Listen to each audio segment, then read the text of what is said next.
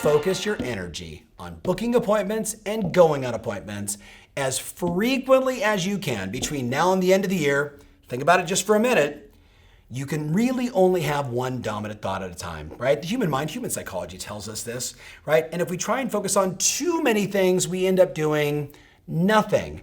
I deal with it every day in coaching sessions when I'm trying to reset somebody's concentration and reset their focus to get the most out of their results in business and in life. So I would argue, if I was sitting with you right now and you said, Tom, I really want to close out the year strong. Like, it's really important to me. I want to have a great holiday season. I want to have money in the bank. I want to have lots of active listings. I want to have lots of pending transactions. And I want to go into next year, because normally in January, I don't make a lot of money. My market gets slow, blah, blah, blah. I want to go into next year feeling great because I did the work in the fourth quarter. And if you said to me, what do you recommend? I'd look you right in the eyes, I'd grab you by the shoulder and say, let's do an appointment setting challenge. Let's do an appointment setting challenge. Now you might say, like many of my clients have, oh, Tom, I've done so many appointment setting challenges this year. I'm getting tired of it. I need something new and fresh. And my response is, run plays that work. One of my clients, great guy, real estate broker, big company. He did an appointment setting challenge in the first part of the year, had about 600 of his agents, big enterprise company. They booked about 13,000 appointments in 6 weeks. What do you think happens when all those agents book all those appointments, the momentum in the market, the success of listings and sales? And I said, okay, great, that ended. Let's give him a month off. Now let's do it again in summertime. He said, we're in New York and New Jersey. Nobody works in the summertime. Everybody wants to go to the beach. They're all tired. The market's been great. I said, hey, remember what happened in 2018? The wheels kind of came off. Let's hedge our bets and let's run another competition. And guess what? We set like 12,000 appointments. Now, we only had 400 agents do it this time, so you can figure out the math, how many appointments per person. What do we know? Activity creates success. You do the thing, you get the power. The same rule applies now. You've got 11 to 13 weeks left between now and the end of the year, and I would love nothing more than you to make a commitment, as in writing, up in visual, tell your family, tell your puppy, tell your broker, this is my goal for appointments booked between now and the end of the year. Now, today, I want to talk to you about 3 things. Why am I so adamant about appointments? Number 2, 6 different types of appointments you can go on that'll move the needle. And number 3, what adjustments do you need to make to your time so you can actually fit all this in and still have all the fun you want to have in the holiday season? So, the obvious question is, why appointments? Well, let me ask you this. How many listings have you taken and homes have you sold without an appointment? Last time I checked, you need an appointment to do any one of those transactions. And whether that appointment is over the phone or face-to-face or via Zoom or Skype, it's still an appointment. It is the leading indicator of a healthy sales business. Now let me give you a little psychological hack that I've done forever, and it's served myself and hundreds of thousands of people. Ready? Everybody says the same thing. I got a little fear of the phone, Tom. I got a little fear of the phone, right? A little fear of the phone. And my response is, don't ask for less fear, ask for more courage. I don't want less fear. Fear is sometimes a good thing. It keeps me from jumping out the window or doing something stupid. But in this case, I want more courage. So how do I generate courage? How can I generate courage? 3 easy things. The first thing is, when you're in a courageous state, I'm about to make the phone call. Is this courageous? Or is this courageous? Is this courageous? Is imagining a cape on my back. Dun, dun, dun, dun, right? Now you might say that's silly. My response is, listen, what's more silly? Being afraid of making a phone call or standing like this? I would argue being afraid of making a phone call, considering you're in the sales business, is relatively insane. You with me? But I get it. We all got fears, which is why I just know if I stand like this, I imagine myself with a cape, and yes, I even have clients that'll put capes on and make their phone calls, Wonder Woman, Superman. It's smart. It's a game. It's the alter ego that my buddy Todd Herman wrote about in his fabulous book. The second thing is you ask yourself a great question. Now we know Basically, your focus is determined by the questions that you ask yourself. What am I grateful for? That's a great question. Who do I love? Who loves me? Those are great questions. But when it comes to generating courage, I want you to ask, what do I love about helping people? What do I love? And literally, I'm about to call this prospect, I'm about to call this person. I screwed up on their transaction 4 years ago. I'm the only one that remembers. They probably forgot about it, but I'm thinking about the screwed up transaction and maybe what went wrong and the fact that I didn't follow up and I'm embarrassed about that and oh my God, right? And next thing you know, you don't make the phone call, but you know they're in that 2 to 5 year window and you know that they're on every portal and they're looking at real estate and every other agent on the planet is currently marketing to them, except for you, the one that sold them a house. You with me on this? So I gotta interrupt the pattern. And I ask myself, what do I love about helping people? God, what do I love?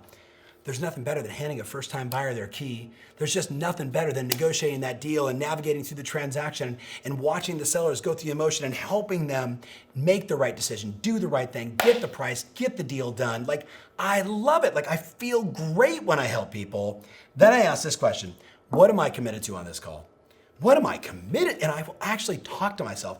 I am so committed to helping my client right now move forward, make a good decision, get their home on the market. Because you know what? When you're indecisive, you miss out on opportunities. This is the right time for them to sell. I'm going to call. And you talk yourself into it by asking yourself a better quality question. And if you need another one, if you truly need another one, while you're dialing the phone, I have literally said to myself 8 million times, I'm dialing the phone, it's like ring, and I'm like, I'm a lean, mean appointment setting machine. I'm a lean, mean appointment setting machine. I'm a lean, mean, hello, hey Tom, and I go right into my phone call. Now you might say to me, Tom, that all sounds a little silly, and I'm gonna remind you again, what's more silly, being afraid of making phone calls to your database or doing some psychological hacks that get you to take action and be in an inspired state and help more people and have an extraordinary finish to the year and get ready for a great 2020. You decide. I believe, and I know to be true, that if it's not in my schedule, it doesn't exist and never gets done. If it's not in my schedule, it doesn't exist and it never gets done. If I pulled up my schedule right now, guess what it says? Filming the Tom Ferry Show. It's in my calendar. In the gym, at this time, every day, it's in my calendar. Everything that matters to me, I make sure it's booked inside my calendar. So when my wife or my kids or my associates here at the office or my clients say, are you free? It's very clear, yes or no, because everything is scheduled out to keep me hyper-focused, not just on my business, but also on my life. So let me ask you, if you were to just to pause this right now and open up your calendar, are you booked today, tomorrow, this week, the next month, between now and the holidays? Have you already scheduled the time off that you're gonna have during the holidays, when you're working, when you're not working, how many open houses you're gonna do? And I don't mean to just rattle all this off, but you know what I'm saying to you. If it's not in your schedule, what's that other one that people would always say, like, work expands the time allotted, right? So if we've all been there before. You're like, okay, I'm just gonna run in the office, right? I'm just gonna run in really fast. I'm not even gonna turn the car off. That's how fast I'm gonna go in. And 3 hours later, you come out of the office. I think I left my car on. It's not on anymore. I killed the battery. Like, these things happen to people. It's cliche, I know. It's almost silly, but it's true. If you don't start managing your time, guess what? Real estate, sales, insurance, I don't care what business you're in, that time can be like a black hole and it just sucks you in. Gary Vaynerchuk, big shout out to Gary. His sister Liz, maybe she's watching this right now. What's up, Liz? You owe me a follow-up. About a year ago now, her and I were chatting over the phone and I'm like, how's it going? She's a real estate client, right? She's a coaching client of ours, she's a real estate agent in New Jersey. And I said, look, you've worked your friends, you've worked your sphere, you've done a bunch of these videos. I'm gonna challenge you. If you wanna get better, you should go after expired listings. And she's like, oh, tell me about that. Liz is super insanely great. And I said, just consider the following. Even as a brand new agent, I said, if you just called every expired listing in your marketplace and you had zero intent of actually listing the house, zero intent. Instead, it was just, hey, I'm calling, your home was on the market, it didn't sell. I just have a few questions. I'm just curious, why do you think the property didn't sell? Right? Why do you think the property didn't sell? Knowing what you know now, what would you have done differently? Right? Ask a few more open-ended, and when they say, why, we don't want to list our house, I'm not calling about listing your house right now. I'm just calling because I'm curious, because I was blown away, right? Your home should have sold. Why do you think it didn't sell? right? So when you're then out talking to other people in the community and they're like, hey, you're new, how's it going? You don't just go, oh, it's doing great and I'm really busy, and right, because we just know that that is just vanilla and stupid, right? I said, Liz, what if instead you could share a story where you said, I spent the last 90 days and I reached out to 147 different people that put their home on the market and it didn't sell. You know what I discovered? There was 3 primary reasons why these great houses in this insanely great real estate economy didn't close. Curious of what the 3 are? Well, now all of a sudden you're hooking people in like, well, yeah, what do you mean? Even if I don't want to sell, I still want to know, right? And of course, most people, location. You say, actually, you know what? Some of them needed to raise the price, but they needed to redesign the backyard, or you can start telling stories. And you know what this does? This makes you an expert. This makes you the person that knows a little bit more about this super interesting 17% of the GDP of the US, real estate. You know a little bit more, you become the expert, your confidence goes up, you get in the right action. Now, in the meantime, you just might list a few houses doing that as well. So Tom, I'm just concerned that no one's shopping for homes during the holidays. So you're right, there are less homes that sell during the holidays. Last December, we sold 35 properties. So that's evidence that what you're saying probably isn't the case. More importantly, the buyers that are out looking are really serious. No one's getting their winter coat on. No one's going out during the holidays unless they're out there looking to buy a property. And you want serious buyers for your home, right? Yeah. And there's also going to be less inventory, so you're not competing with the other 20, 30 properties. You could be the only option for someone that's a motivated at-need buyer, and maybe you get some people competing, which gets you a better result. And that's what you want, right? Love it. All right, let's go to the second one. But Tom, I'm just concerned that the home is just going to show better during the spring market. Direct to camera. You're right. The home, it can show a little better. You got some flowers in the flower bed. What's a better emotional reaction? Seeing the home decorated for the holidays, some of people's best memories happen at that time of year. And one of the reasons people buy, one of the reasons a great home sells is because buyers get the right emotional reaction when they walk through the door. And more emotional means more money, better terms, better result. Wouldn't that be great? Love it, love it. Nice little tie down, by the way, at the end. And then let's go through it one more time. So direct to camera, I don't want to move during the holidays. Well, the great news is you're not going to have to move. If you sell your home in December, you're not moving until January or February anyway, so you can get that out of your way, focus on enjoying the holidays with your family, and then pack and move after that's all over when you're already taking down the decorations anyway. So it's going to be a little easier for you. And you want it to be an easier process, right? I love it. I love it. All right, so let's do the last one. But Tom, there's just no buyers during the holidays. Direct to camera. So you're right, there are less buyers that look during the holidays, but again, when inventory's low, the best time for a seller to be on the market is when there's no other options out there. And anyone that's looking during that time is really serious. And buyers are losing out on properties all the time right now. Inventory's at low levels, and buyer affordability is at an all-time high because of mortgage rates. So those same people that were saying, maybe I'll look in the spring, they're moving up their time frame to save more money on their payment because that's really how they're buying their house. And that's gonna allow them to spend more for your home. And you want more for your home, right? If you just spent the same amount of time on yourself getting better as you do your work, you're going to explode in your life. So how many books have you read in the last 5 years? What conferences have you gone to? Who's been coaching you? Who are your mentors? What have you been learning in your business, in your spiritual side, in your family? And guess what? You now see where there's been tremendous growth, but you might also see in your life, where have you maybe fallen short? Where have you maybe not put your intention? Where have you not put your focus, your concentration? Now I know, again, as a Tom Ferry show, unless you're sitting there doing this with me or you're saying, okay, I'm gonna do this later, right? But you can get a sense of in your life where you've had progression, where you've had growth, where you've improved, and where maybe you've just neglected or haven't thought about it, or maybe there was just no awareness that you should have been tracking. Where was I spiritually 5 years ago and where am I today, as an example? Or, where is my finances 5 years ago and where is it today? But we know, right, through Pearson's laws and others, that whatever we track and measure improves. Whatever we track and measure improves. And if we track and measure and we report it back to someone else, the rate of growth accelerates. And that's what we all want. We just don't want to be one-dimensional and have it only be in our sales business. We want to have it in all the equities of our life. I want to talk to you about one of the most important growth strategies that I've helped countless CEOs and tens of thousands of people just like you to build their business to grow into the next year. So let's talk about it. You've heard me mention before, maybe from past events or maybe even on the Tom Ferry show, that I believe that every real estate professional, every entrepreneur, every loan officer I talk to, they basically are one of three little pigs. Now, I'm not calling you a pig, it's a metaphor.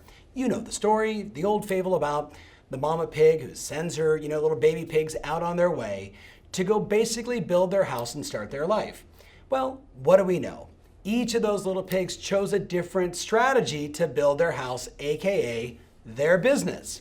One little pig, being kind of lazy, built it out of hay. One took a little more time and built it out of wood or sticks. And the last one really took its time to build their house, their business, out of bricks.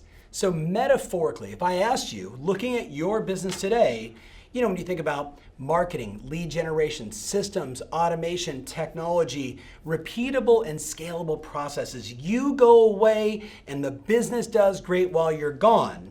Metaphorically, would you say that you built your business out of sticks, out of straw, or did you build it out of bricks? Well, obviously, the vast majority of people I talk to will say some bricks, some straw, some sticks. What we know is this. When we want to build a business that doesn't run our life, but we get to run, when we want to build a business that we can turn on and create the kind of revenue and lifestyle that we desire, it's all about bricks. Let's talk high level about what you're going to do this year from a business planning standpoint. So the first thing we're starting with is a financial calculator. You see, I believe that too often people say, my goal is X, but they're not taking into consideration, what does it cost them to run their household every month?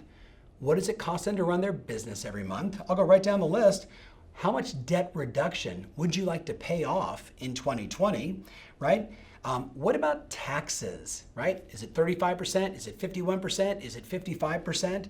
Like factoring that into your plan, I would argue, is super important. Also, what is your pre-tax savings goal?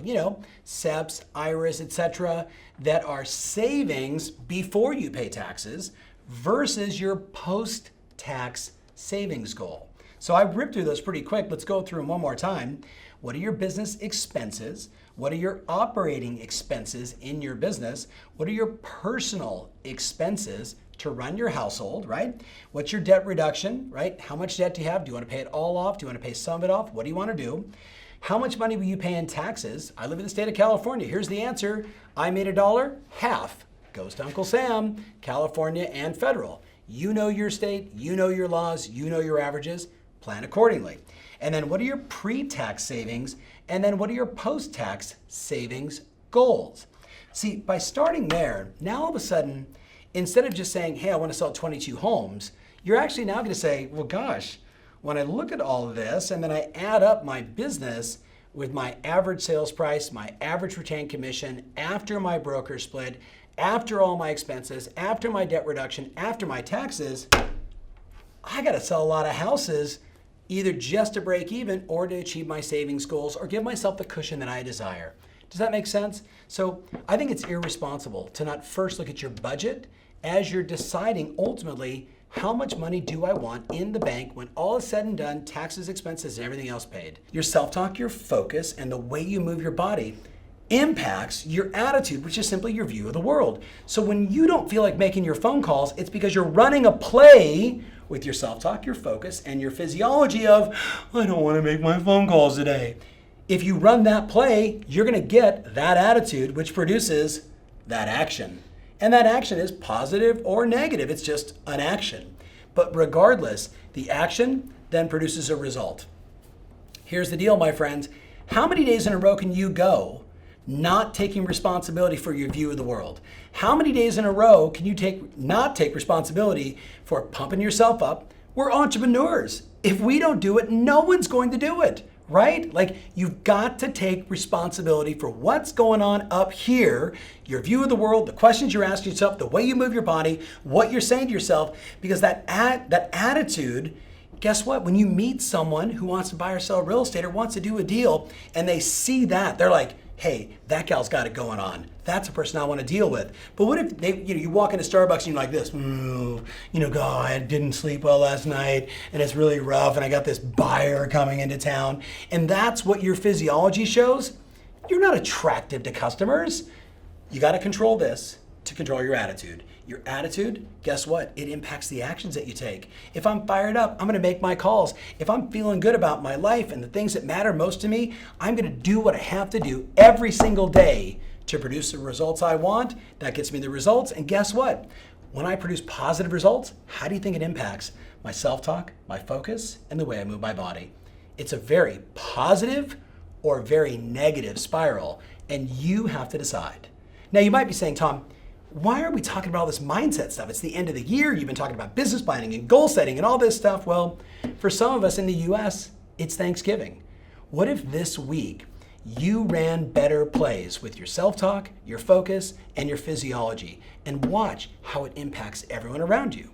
For my friends around the world, do the same exact thing and just notice when you show up big and powerful, supportive, smile on your face, fired up, pumping yourself up, how does it shape the people around you?